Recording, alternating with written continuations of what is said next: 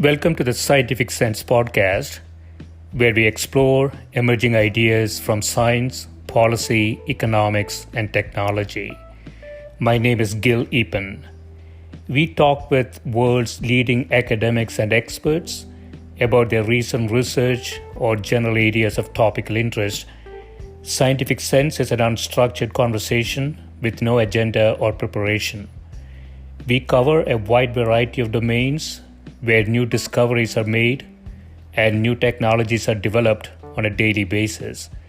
We are most interested in how new ideas affect society and help educate the world how to pursue a rewarding and enjoyable life rooted in science, logic, and information. We seek knowledge without boundaries or constraints and provide unedited content of conversations with researchers and leaders who love what they do. A companion blog to this podcast can be found at scientificsense.com, and this podcast is available on over a dozen platforms and directly at scientificsense.net. If you have suggestions for topics, guests, and other ideas, please send them to info@scientificsense.com, and I can be reached at gil@eapen.info.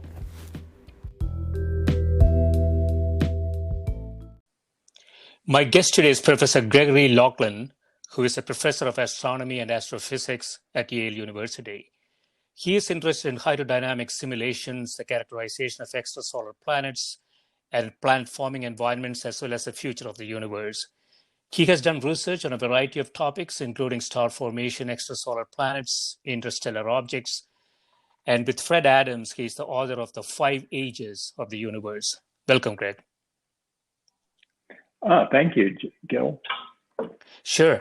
Yeah, so you have an unpublished paper that I found very, very interesting. And it's entitled On the Energetics of Large-Scale Computation Using Astronomical Resources.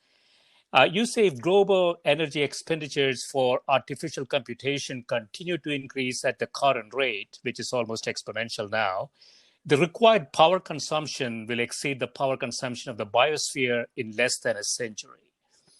So if this conclusion holds, you say this conclusion holds even with the assumption that all artificial computation proceeds with optimal thermodynamic efficiency. So even if we get the optimum efficiency, you are basically arguing that we are going to run out of power to compute. So could you describe, the sort of the numbers that you're using to reach this conclusion? Sure. What kind of got me interested in this problem of large-scale computation, there was an article in the New York Times a few years ago about how data centers were moving to Iceland. And the reason why they were moving to Iceland is because the hydroelectric power there is pretty inexpensive. And then also because the cooling of servers is very efficient in Iceland. Yeah, and Amazon has a big facility in Sweden too. So most of northern Scandinavia is now and Google has set up servers, for instance, in Hood River, Oregon, to take advantage of the Columbia River. And so what is kind of going on is that the use of power to do computation, that is to run servers as well as to run all of our devices, now uses about 2% of the electricity that's produced on Earth.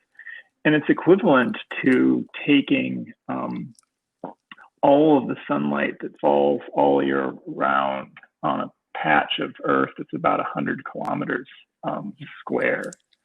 And so something like 1/10 millionth of the energy that's striking the Earth from the sun, the equivalent of that, is being used to do computation here on Earth.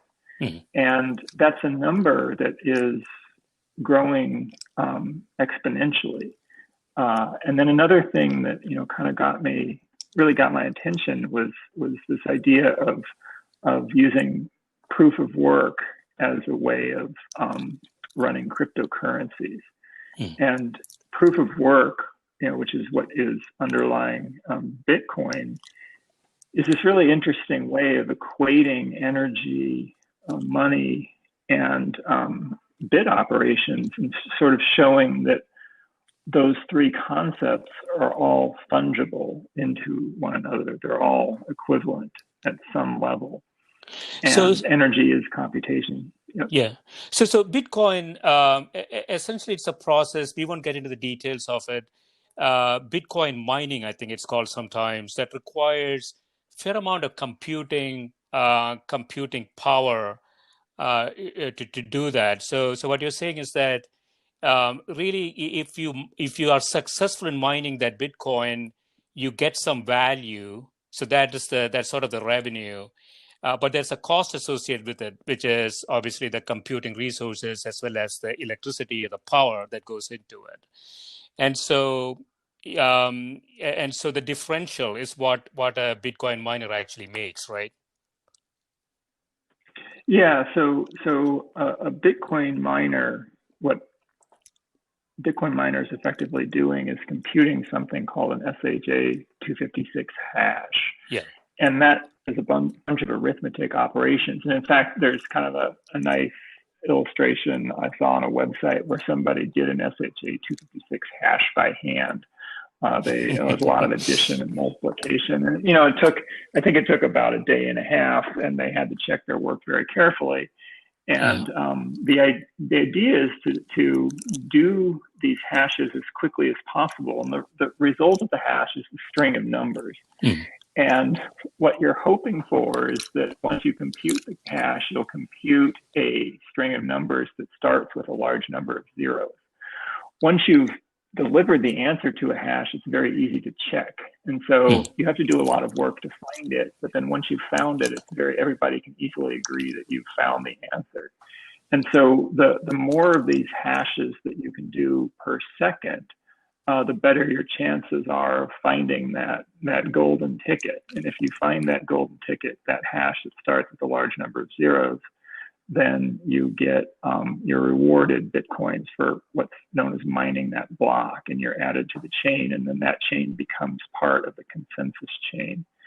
And so you win if you can as fast as possible, but then you also need to spend power at a rate that's less than the rate that you're mining Bitcoins, so that you come out ahead financially. Doesn't make sense if you're spending more on your electricity bill than you're getting back in Bitcoin. And so that has led to this extraordinary, almost arms race in designing faster and faster processors to do this very specialized task. And in particular, not just to do them fast, which is sort of the idea of much of supercomputation that goes on, but also to do them as efficiently from an energy standpoint as possible. And it points toward this very interesting idea that was first pointed out in the 1960s by a scientist at IBM called the Landauer.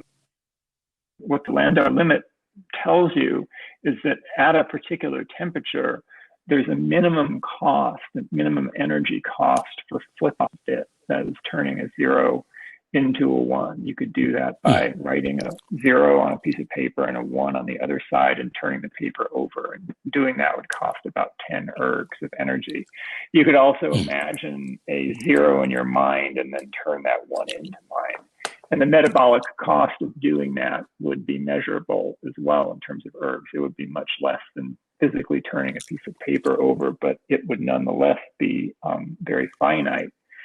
And what the Landauer limit is saying is that there's a well-defined thermodynamic minimum energy at a particular temperature that you can do that. And so what that means is that computation can't become infinitely efficient. There's a lower floor. Right. It's very interesting because even if we make our computation hit that limit, and we're about a factor of 10 million, or things like a Bitcoin miner, even if we get to that limit, we're still increasing the amount of computation that we're doing fast enough so that the macroscopic use of energy on Earth is going to be an issue. Bitcoin was sort of like the idea du jour a few years ago, and I think the exciting, really educational task are these language learning models for artificial intelligence like GPT-3. So that makes intuitive sense that there has to be a minimum limit to flip a bit, whether it's a biological system, whether it's a physical action, or whether it's electronic. And so that minimum limit could be computed based on some proxies, I would imagine, right? And so what you're saying then is, if the computational requirements are sort of increasing exponentially, it cannot go up infinitely because the energy budget is limited. Is that the basic concept? Yeah, that's the basic concept. And something that kind of flows naturally from that idea is that DNA replication that's going on continuously in huge number of cells throughout the entire biosphere of the Earth is effectively a computation. So it's the equivalent of writing ones and zeros to a disk drive. When you replicate DNA, you're copying data, and DNA uses a 4-letter alphabet rather than ones and zeros, but information theory-wise, it's exactly the same thing. And when you look at a planet like Mars, where there's not a lot of biological computation going on, Mars is pretty reflective. The light that hits the surface of Mars is bouncing off, and Mars's albedo, its brightness, is large. And Earth's albedo, if there were no life on it, would be large as well. So on areas of Earth where there's very little going on, for instance, the desolate parts of the Sahara Desert or the Atacama Desert or the empty quarter of Arabia or Antarctica, you have a high reflectivity.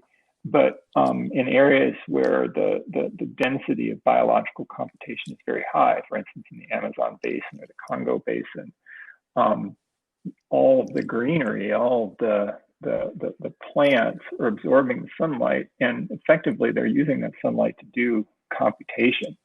And if you study the molecular dynamics of those DNA replications, you see that biology has actually figured out a way to do that computation very efficiently. Biology is probably somewhere between a factor of 10 and 100 times higher than that absolute minimum bound, which is much better than present day computers, although present day computers are getting better and better very, very rapidly. And so we'll approach that biological limit, likely within our lifetimes.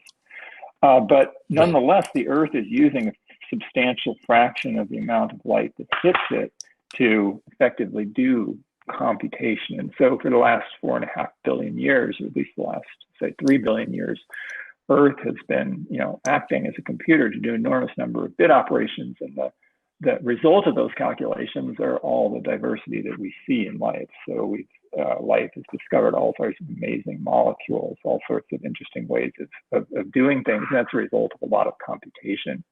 And so it's just interesting to see, if you think of things in terms of that way, a computer is not just something sitting on your desk, but rather computation is really the way by which the universe manages to do interesting things.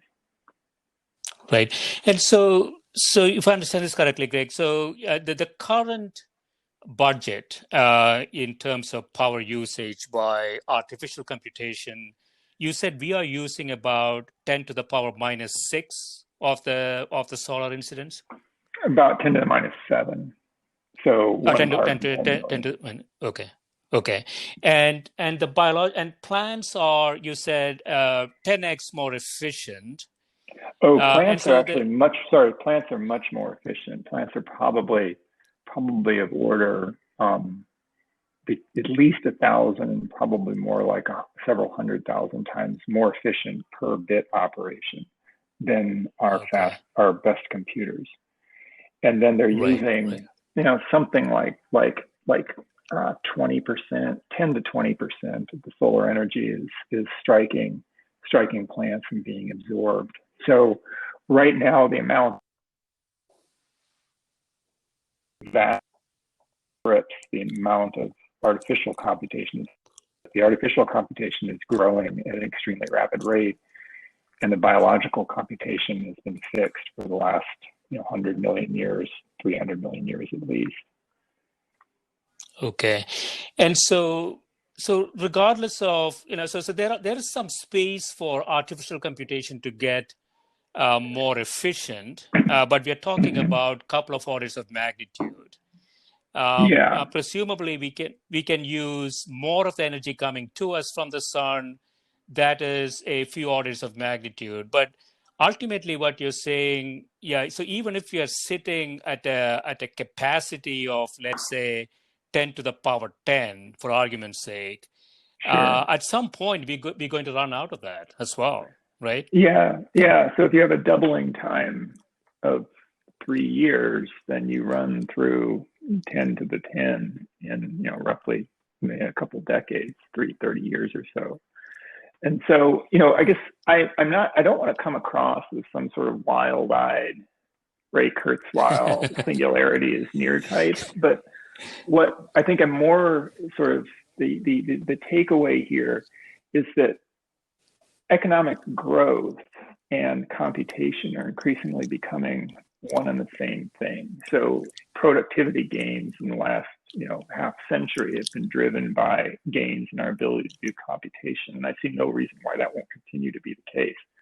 The language models are getting to be excellent. GPT-3 is excellent at writing tasks, and the improvement is extremely rapid. And so the sort of economic activity that's going to be generated by language models is going to be a game changer, and that's going to happen not in our lifetimes, but rather in just a few years.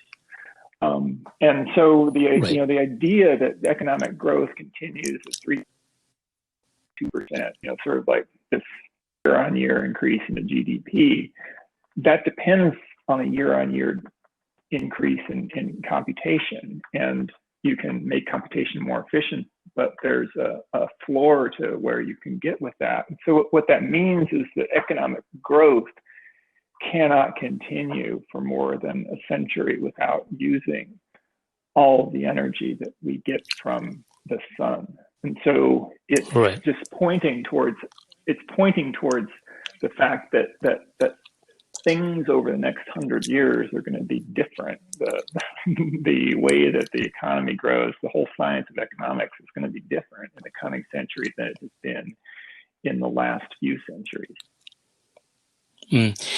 Yeah, I mean, I'm just thinking about it, Greg. So if humans were not here, it would have been sort of a stable system, in the sense that if the energy input is not there, perhaps they get different types of plants. Some plants die off, and so the system would have been still, I would imagine, still stable. But when we introduce humans to it, well, one could argue, even with humans in it, what we may find is that the system is going to stabilize at a different level.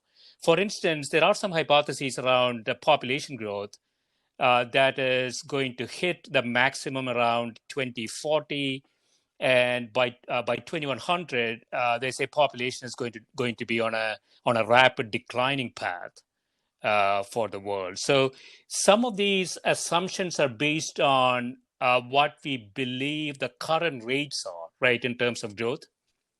Yeah, I mean I don't want to come across as some weirdo rationalist kind of Mensa type figure, but human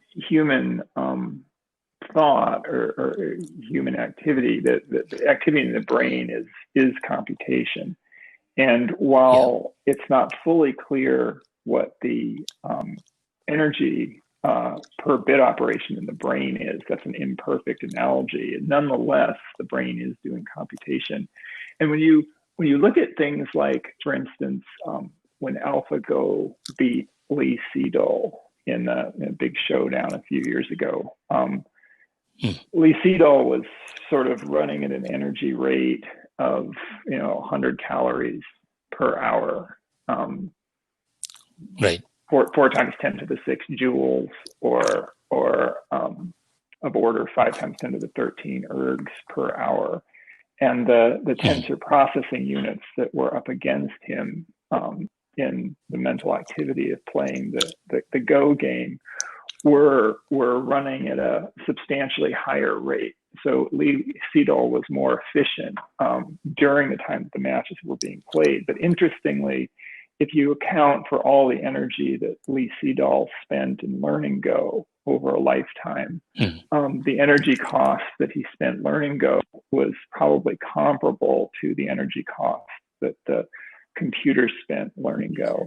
And so right now there are, I can't remember what this number is, some 7, 8, 9 billion people on Earth. And so the computation that's being done by humans still vastly outstrips that done by computers. But by 2040, that will likely be reversed if things continue. And so the idea of population growth is going to be subsumed into the idea of computation growth within a few decades. And I think that that's an idea that hasn't really seeped into the overall sort of thinking of humanity.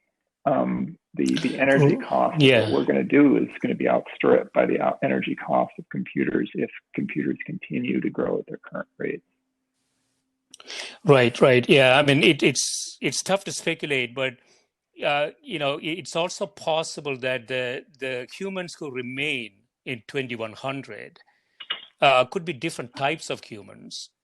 And so if all the computing or a lion's share of computing has now shifted to computers, humans then perhaps using less power to, maybe humans don't have to think anymore. You can delegate thinking to the machines. And so the problem that you are citing still remains, which is if you have a higher energy or higher computing demanding human on Earth in 2100, even though their numbers are declining marginally, it shouldn't really eat into this exponential requirement we still have in terms of energy. Yeah. I mean, if economic growth continues at a few percent per year, and even if computing becomes as efficient as it can be, you're going to run into a serious bottleneck of using the entire solar energy resource within a century. Right. And so what can we do about this, Greg? Well, I don't really think of it as what can we do. I think that's kind of an arrogant like standpoint to try to say like how we're going to direct what the sun's energy production is. So I don't want to give the listeners the sense that I'm trying to direct policy, but rather think, has this gone on elsewhere, right? Or it doesn't seem that there's any other intelligent civilizations in the galaxy. There's no evidence for that.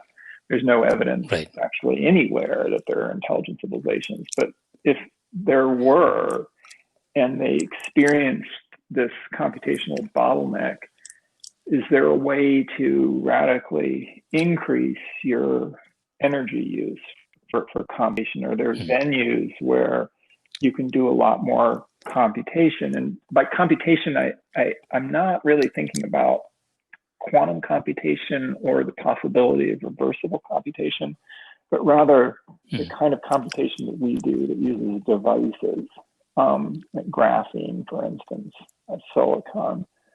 And so, the question is like where in the galaxy are the best venues for doing computation? And to do computation, you first and foremost, you need energy, you need a thermodynamic gradient, and you need a source of raw material. And in thinking about this, we sort of realize that dying stars like the sun that have come to the end of their lives and are spewing enormous amounts of carbon into space provide sort of curiously ideal venues for doing computation. You can run effectively if you kind of catalyze what's happening in one of these winds coming off of a red giant star. You can catalyze the construction of nanoscale devices to do computation. And then they do computation for a period of years as they flow outwards through the wind. And eventually they reach a region where that energy has been absorbed, and you sort of eject this stuff into the interstellar medium. And so it's go ahead. Yeah. No. So let me just understand this. So a star like the sun, in a few billion years, in the process of dying, would become a red giant. Yeah. And so the phase that you're talking about is post the red giant phase, or the red giant phase? Yeah. So the details of what the sun will do are pretty interesting, and that's because it has access to, once it gets hot enough in its center. Right now, helium is being formed in the core of the sun, and the sun is running through its hydrogen fuel. It's roughly half done with it's burning the hydrogen fuel that it can access. And then that helium, the sun is nowhere near hot enough in its center right now to fuse into carbon. But after the sun becomes a red giant for the first time, it will have problems in its core. It will ignite helium and start burning helium into carbon, and it'll become red giant phase, become sort of like just a regular luminous star. It's about 50 times the luminosity of the current sun. But then it will run out of helium as it turns its helium into carbon. And then when it starts running out of helium, it will turn into a red giant for a second time. And that second time is really the clincher, because the carbon, it will never get hot enough in the core of the sun to fuse carbon into heavier elements. That requires a temperature of something like 1 billion degrees, and the sun will not be able to obtain those temperatures. And so the sun's sort of final last gasp second stage asymptotic giant branch phases will consist of this epoch when the atmosphere of the sun is effectively being blown off by a wind, and a carbon oxygen white dwarf is forming as an extremely dense hot object in the center. And during this period, which lasts for order 10,000 years, the sun will be roughly 4,000, 5,000 times more luminous than it is now. It'll be putting out an enormous amount of energy per second. And then it's also emplacing enormous quantities of carbon, newly created carbon, into its atmosphere. And so from afar, it will look like this giant room temperature black cloud that's tens of times larger than the current solar system. It's sort of a pretty crazy wow. object. And there's a few thousand of these in our galaxy right now. These are stars that are really finishing up their lives, and in a million years or so, they'll be visible as white dwarfs, and their atmospheres will have dispersed into the interstellar medium to help seed the next generation of stars. The material that formed our own solar system incorporates material that was spewed out of red giant stars that were dying 4.5 billion years ago. Okay, we'll take a quick break, Greg. When we come back, we'll talk about how we could potentially, at least from a thought experiment perspective, think about using that as a computational vehicle. Sure. Thank you.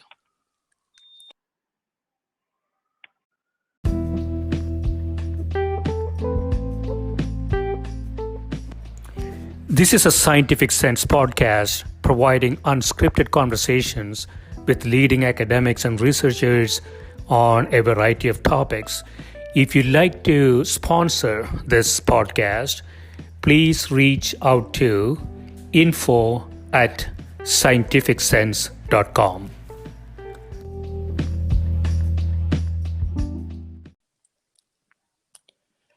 So we are back, Greg. So we've been talking about the energy requirements for computing And with everything that we see today, the computing requirements are increasing sort of exponentially. And even if we increase efficiency of use over time, there is still sort of an upper bound of how many bits or how many computing units we could extract based on the energy coming to the Earth from the sun. And so you hypothesize that, just very, very approximately, in about 100 years or so, we may hit that upper limit, which would then mean that if you want to continue increasing computational power, you have to look outside the Earth at that point. And so there may be civilizations out there, we haven't found any, who might have hit this upper limit and would have figured something out. So you have a thought experiment here, which is using a star that is sort of in the dying phase. So it has gone through the red giant phase, and it is now oozing out carbon, the way that I understand it, Greg. And so you want to talk a little bit about what you're thinking there?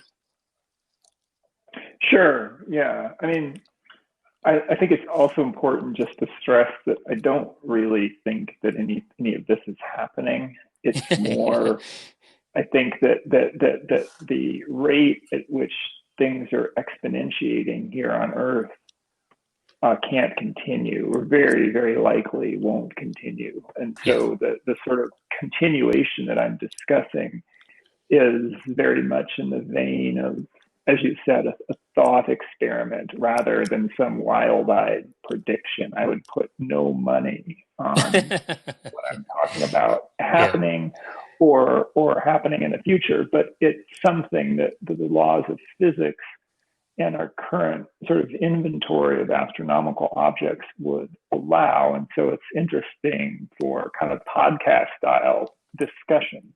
Right. Which is why I sent this particular unpublished paper to you to sort of spur a discussion like the one we're having. Yeah. So the goal here is to use the star in some way, right? Yeah. So these dying red giant stars just, from an astrophysical standpoint, just provide this perfect opportunity for computation because they are opaque to visible light, but they are transparent to, for instance, to microwaves.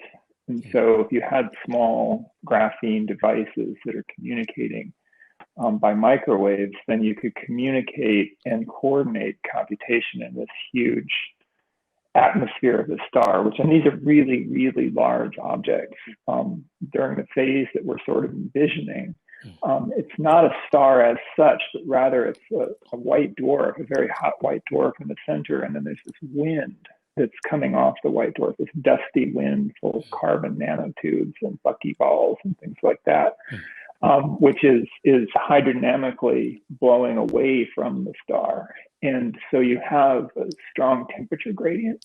So the waste heat from the computation that's being done in the inner layer can be harnessed to do computation in the cooler layer out. And so you can kind of cascade down through and use your waste heat to do another round of computation until finally you're emitting waste heat at a very low temperature. And there's more than enough stuff to continuously catalyze the construction of devices. So this isn't, don't want to think of it, building MacBook Pros in the cloud, but rather building a sort of a fog almost of small nanoscale devices that would be harnessed to do very, very simple computations in a very massively parallel way. Now, I haven't designed the actual sort of logic diagrams for this, so that part is admittedly vague, but it is true that graphene has remarkable properties for building small logic gates. And so it really is something that, while it's not something that we're doing, it's something that we easily could be done. Right. And then what's kind of interesting is that it's not a computer that just sits there, but it's a dynamic object that takes advantage of this evolutionary stage. And when the graphene stuff has been done its computation and it's passed through all these layers of the wind, it's just ejected into interstellar space. Right. Yeah. So the thought experiment here, Greg, if I understand this correctly, in advanced civilization, 100 years would be, I think, too short a window for us to do this, I would imagine. But a really advanced civilization could utilize the raw materials that exist around the sun and create what you call a computing layer around that white dwarf at that point. And the white dwarf is providing it energy, and the computing layer can essentially take that energy from the inner layers and progressively move it toward outer layers, and in the process can accomplish computing. Is that the idea? Yeah, and that's all happening naturally. Yeah. So the transfer of energy is something that's happening naturally and is well understood. And so it's simply a matter of catalyzing that energy to do computation by organizing small devices. And then I guess the one thing that I think is kind of interesting to point out is that I wouldn't think of it as a civilization that's harnessing a star to do this. The star is the civilization. So the amount of computation that's being done here is truly, truly vast. It's equivalent to all the computation being done on billions of planets. It way outstrips anything that we can imagine a planet-based civilization doing. And so the idea that sort of some planet-based civilization or we as humans would be in charge of this is ludicrous. Okay. It's the civilization is the star. Okay. So if there is some sort of an entity that is doing it, that entity will be on that layer. They'll be living there. No, yeah. I guess the think of it, if you think of the inside of your mind, right? The computational substrate is a bunch of neurons that are firing through a combination of electrical and chemical actions. Right. And you as an individual, your thoughts, your consciousness is a manifestation or is an emergent phenomenon that occurs because that's happening in a microscopic way. And so in some similar way, the cloud would be doing calculations and it would be thinking, it would be sentient, it might be composed of a large number of individual conscious units. I have no idea, nor do I have that much interest in speculating. But the important thing to understand is that its ability to think, its ability to manipulate information vastly exceeds anything that we could do, no matter how large our population grows on Earth and no matter how efficient our computation becomes on Earth. This is something that's billions of times further removed and represents sort of our universe's best opportunity for doing really, really large scale thinking about whatever. So it is sort of akin to a brain, really, at that point. Yeah, it's akin to a giant brain. Now, again, I have no idea what it would want or why it would be thinking what it thinks. I have no presumption. The only thing that I know is that if it were to exist, it would be an extraordinarily powerful information processing entity. There was a story by Fred Hoyle, a wonderful science fiction book that probably many of your readers have read, titled The Black Cloud. And he effectively describes a low energy version of exactly this. The only difference between Fred Hoyle's black cloud and the entity that I'm envisioning is simply that a red giant dying red giant has a lot more energy for computation. But the black cloud is really, that's the model. And I think that was really, really insightful, extraordinarily insightful idea that he had for that time. An amazing, amazing story. So this should be sort of an evolutionary next step, in the sense that civilizations like ours will ultimately run out of energy, may vanish for other reasons.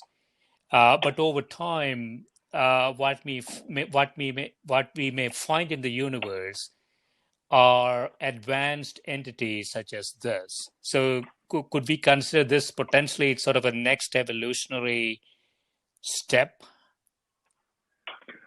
Well, it might not be next, in the sense that it may have been going on for a long time. Once it starts, it likely would be able to figure out how to seed the process in other dying red giant stars.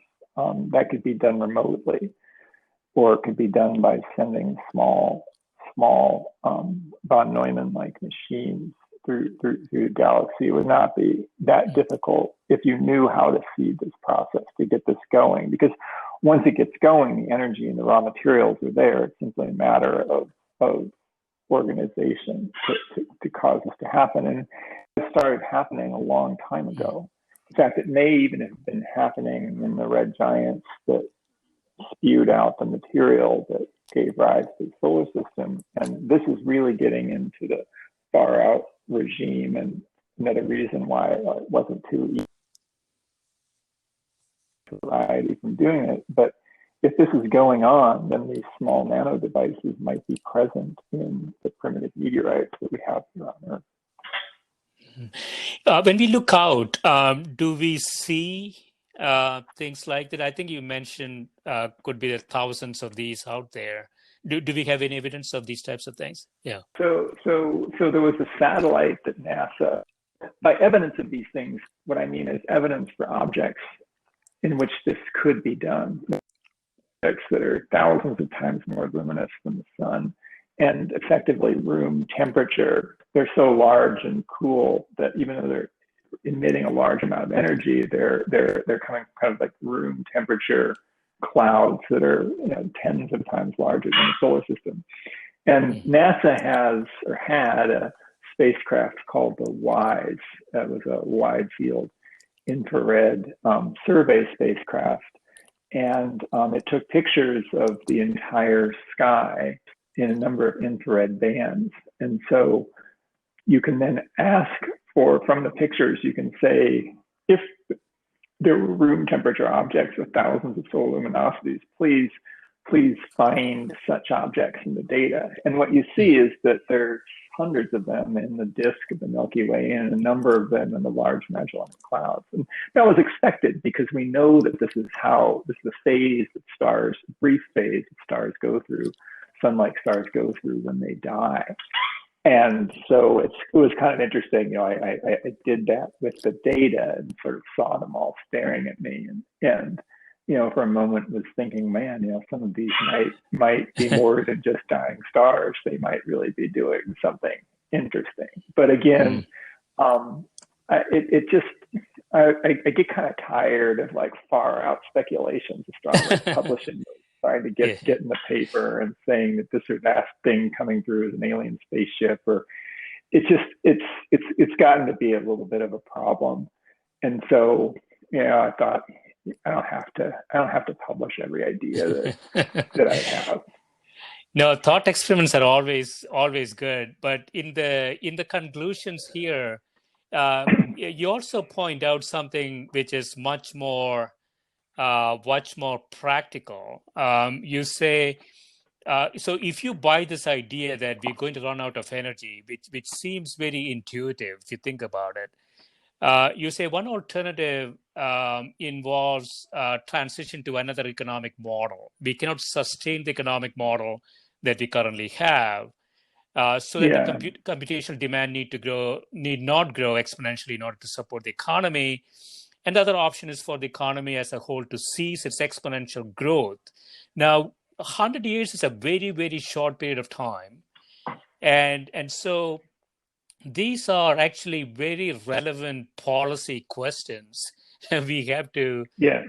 start thinking about, right? No, absolutely. Right. And it's a little bit like the idea of not publishing this fantastic, I mean, not by fantastic isn't great, but fantastic in the sense of probably fantastical paper is a little bit in line with, the constant go economic growth has got to be 3%, right? Thinking Mm, about how to transition to a system where we're in equilibrium with the earth, I think is a much more valid and valuable thought experiment to do rather than the wild-eyed, let's fire up a red giant star and do a billion times, a billion X multiple.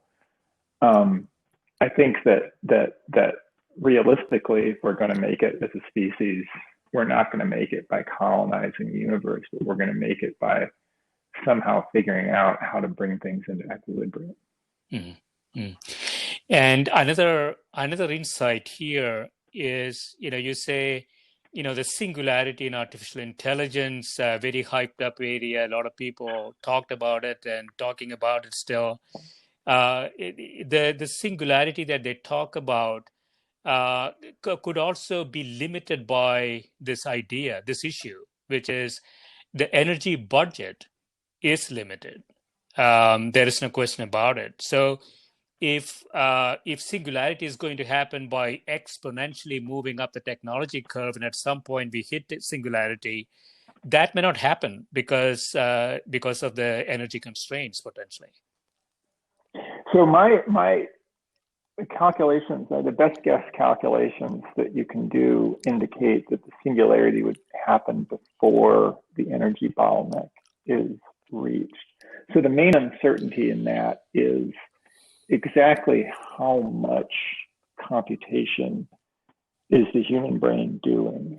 And the estimates on effectively the computational throughput of the human brain, like what's required to create the consciousness that we have, the number of bit operations per second that are required to do that using a von Neumann style computer, those estimates vary by literally a few orders of magnitude. But the best guess is that sort of advanced general artificial intelligence is going to be online by, say, 2040, 2045. And the continuing our current exponential growth of computation and continuing our current increases in the efficiency of computation doesn't seem like we're going to be running into an energy bottleneck at the point where we run into an artificial intelligence singularity. So it's like we're going to hand over insight and control before nature puts a lid on us in terms of the energy balance. And that's Right. interesting. Yeah. I am sort of less optimistic about this, Greg. I want to get your insight on this. So the path that we are on in terms of mathematics, in terms of what is generally called artificial intelligence, which is a term that I don't particularly like, is that it needs a lot of data. And so, you can teach a deep learning neural network how to play Go, how to identify cats and dogs, but you need millions and millions of labeled data sets for a machine to do that, where the human doesn't require more than 3 data sets. Well, Yeah, go ahead.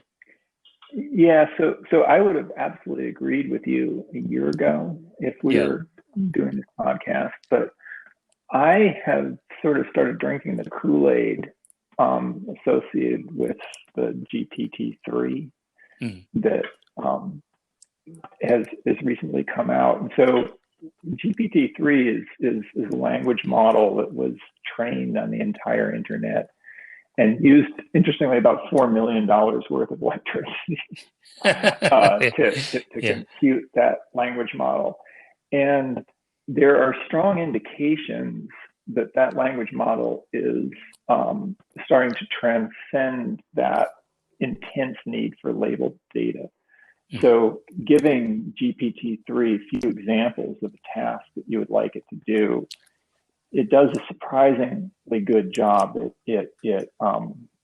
For instance, for writing articles, it will write articles that are coherent for paragraphs and paragraphs. Task it, say, if they wanted to write a letter of recommendation for somebody, I actually used its precursor, GPT-2, sort of an experiment with, like, what do letters of recommendation written by GPT-2 look like? And I can tell you that they look great.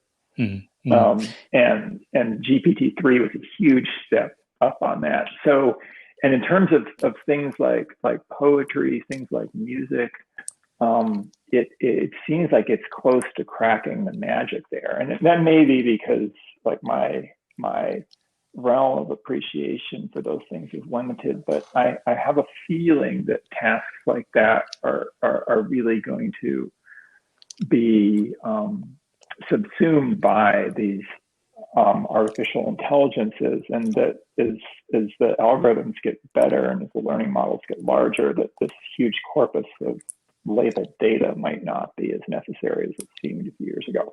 Now, I could be completely wrong. I could be just totally wrong. It's not clear, but that would be if I had to guess, right?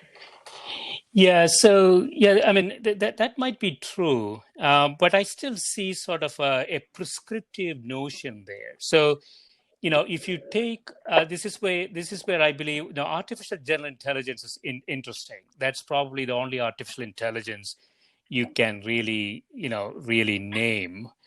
And can we take a GPT-3 machine and or some other AGI machine, and you can give it a task, but do we see that machine sort of not doing the task and doing something else? For instance, right? The beauty of humans is that they're not really highly predictable. They may be predictable, sort of the 50-60% of what they do. The other 40% is very highly unpredictable. And so the real question for intelligence for me is, are we getting to machines that are, sort of unpredictable, but creating things that, we could not even have thought about? Yeah, I would argue that maybe yes. So in the experiments that I've done, so in the, now I want to stress that I'm not actually writing my letters of recommendation using this system that I've developed. And that's because I write letters of recommendation for graduate students where I know who I'm writing to, and it would take like GPT-4 probably to get those right. Right. But with GPT-2, it was trained, the general model is trained on an enormous corpus of text. And then what I did was I fine-tuned it. So if you take the pre-trained model and then you fine-tune it on a corpus. So I took letters that I myself had written, and then I fine-tuned on those letters. So and then I give the system a prompt. So I say so and so is applying to this and that position, and here's why they're a good person for that. And so then it draws from the corpus that I trained it on in my own work.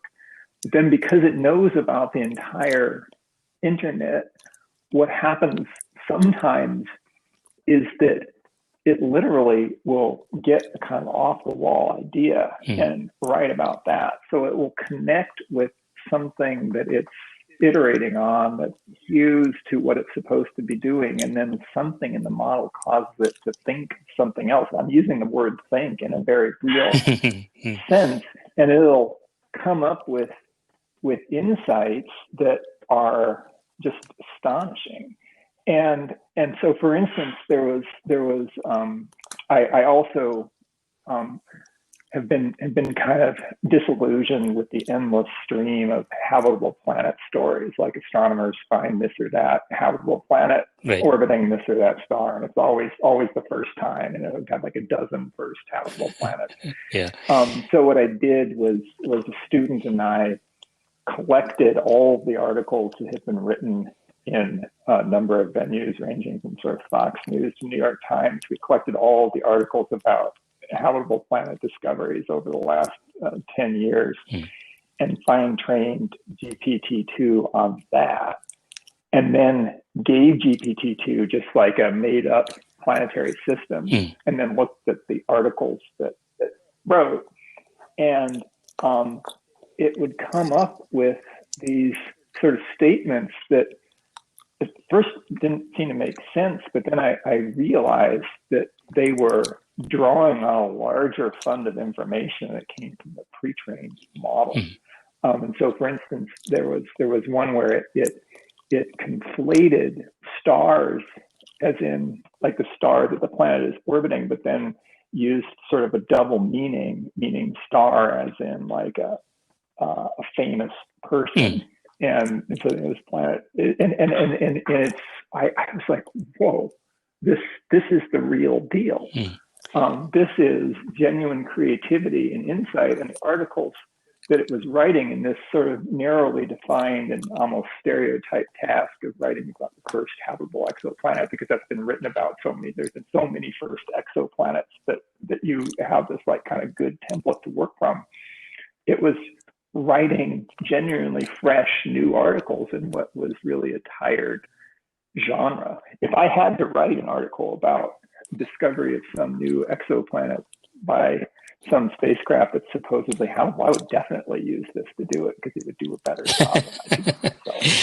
Yeah, so I have two thoughts. One is we have to test the hypothesis that a random combination of ideas might be considered very useful or very intelligent by humans, because we can interpret it, we can provide meaning to it, and we can create something out of it. That doesn't necessarily mean the machine is doing something interesting. So that's my first thought. The second thought I have is, which is more problematic, which is suppose you say something like GPT-2 or GPT-3 is able to create, let's say, recommendation.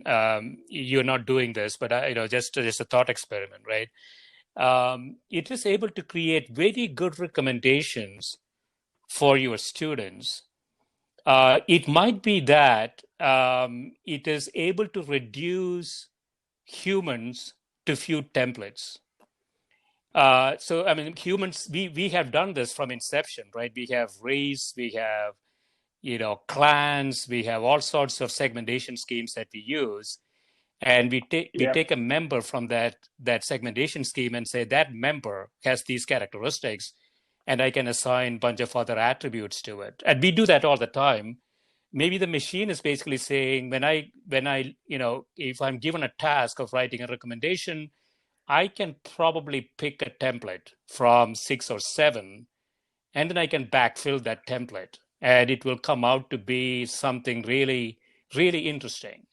In other words, I can reduce the complexity of creating that. I'm just throwing this out as something to think about. Yeah. I know it is something to think about. So the usual kind of order is to say, well, the machine is putting together these random ideas and is giving the illusion of insight, but maybe that's all that we're doing too, right? I mean, I have experienced insight, and it seems to come from random triggers, at least in my own experience. And it's possible, I mean, at some level, what's going on in the mind is probably not dependent on quantum mechanics in some sort of large macroscopic microscopic way. Consciousness is probably not some, quantum phenomenon. It's probably a phenomenon that is governed by chemistry and by electrochemistry, basically. And if that's the case, then what's going on is it's not deterministic, but it's mechanistic. Yeah. And that's not to degrade the quality of the human experience or anything like that. It's just to say that the brain may be a mechanistic, probably is a mechanistic system that relies on chemistry and electrochemistry to do what it does. And if that's true, then as the algorithms get better, there's no reason why machines can't use effectively the same algorithms that we're using. Yeah, exactly. I think, I think we have a lot of evidence on this, Greg, that we are sort of mechanistic. Yeah. Look at how people get information from social media, how they internalize it, how they actually use it. These appear to be highly mechanistic. So given a set of initial conditions, you have high predictability how somebody would use a piece of information, very high predictability. Yeah, no, and I think I agree with that completely, and I wouldn't leave that assignation to others. Like, I think I would be easy for GPT-4, which is presumably being computed now using presumably of order $15 million electricity. I'm pretty sure that if you used all the output that I've produced that's publicly available at GPT-4 would easily provide an interview that's just as good as the one that I'm giving you. Yeah, that's quite possible. And that's because I'm kind of predictable. Yeah, and in fact, GPT-5, one could argue that if it takes all of what you have done, it can conceivably come up with a new idea and write a paper on that idea too.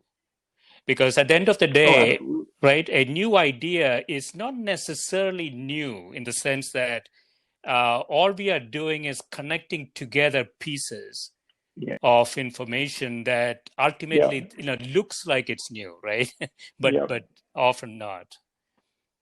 Yeah, and that's really true. And there certainly are ideas, not ideas that, the kind of stuff I'm talking about, there are a lot of characters out there who can come up with that, right? It's this kind of combination of pop cosmology, like trivial insights from artificial intelligence, all mashed together in like an up to the minute trope. And there are certainly realms of thought that go just almost infinitely beyond that, right? So the guys who came up with quantum mechanics in the 1920s, or Einstein coming up with general relativity, that was true, genuine, remarkable insights into sort of the deep workings of how things are going. And I'm not doing that. And much as I would like to do that, I'm not doing that. And so for some of those extraordinary insights, it might take longer to get to that level, but it's not clear that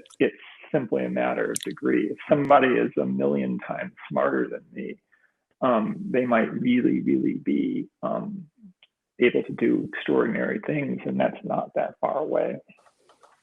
Yeah. Let me make a strong statement, Greg, and you can correct me if you like.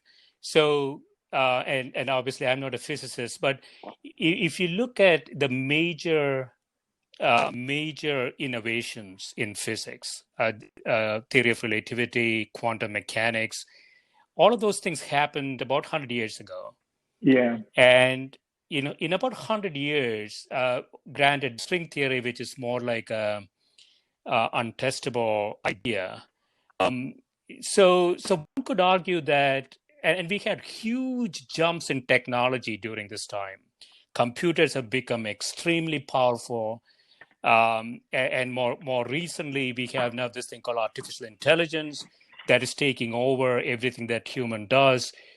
In the process, we seem to have lost the ability to, I don't know what the right term is, but conceptualize in the absence of data. And so, so most people, if they want to make a decision, has to sit down in front of a computer and grab a bunch of data. Um, and that has an inherent limitation, I think. And that limitation exists for computers. And we have made now humans behave more like computers and less like humans in some ways. It's quite possible. I mean, I wouldn't like if you just look at the limited example of general relativity and quantum mechanics. Quantum mechanics was built on trying to understand strange data. You know, the behavior of for instance electrons in a double slit experiment, things like that. Yeah.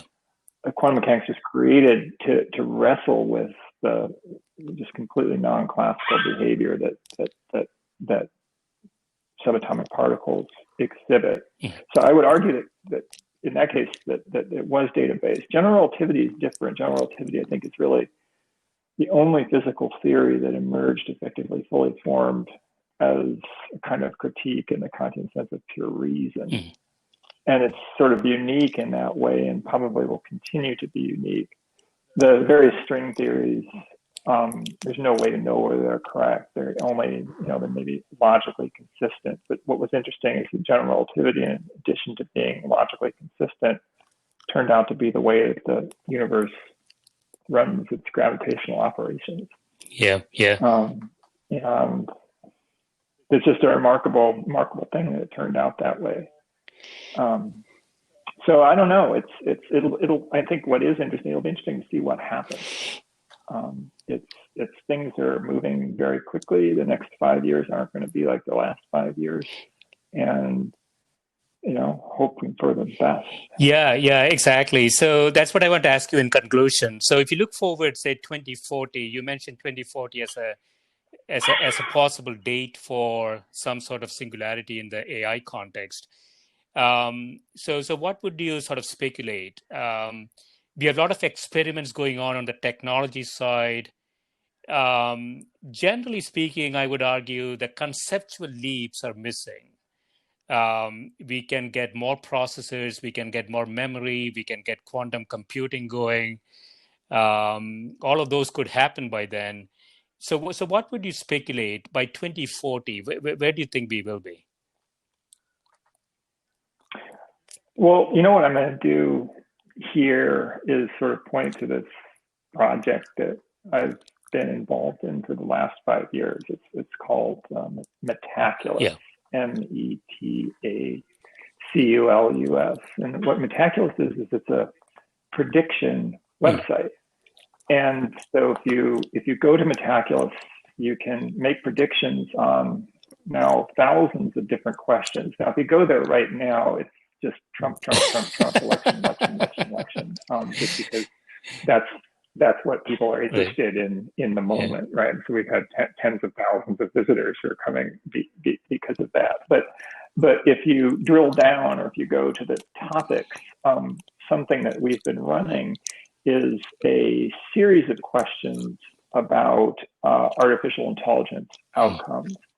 And these questions run the gamut from near-term outcomes, like, for instance, how many parameters will GPT-4 have when it's released, and when will it be released?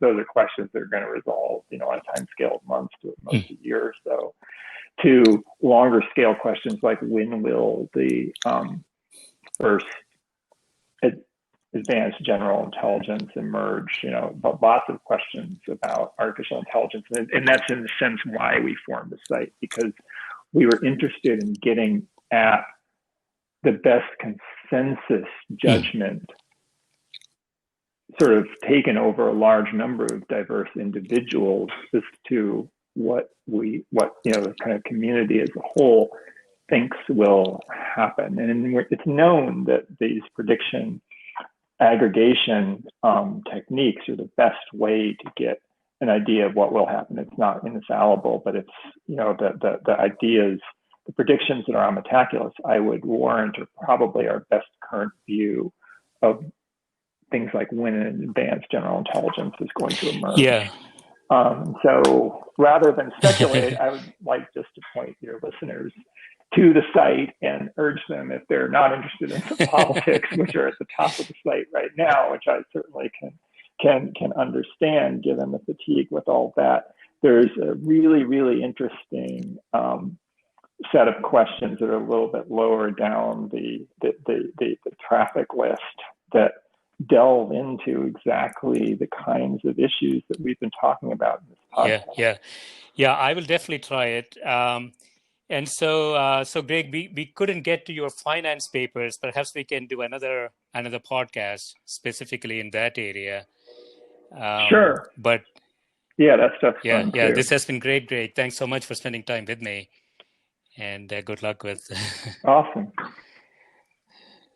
Okay. Thank you. Same to you. Bye. Bye.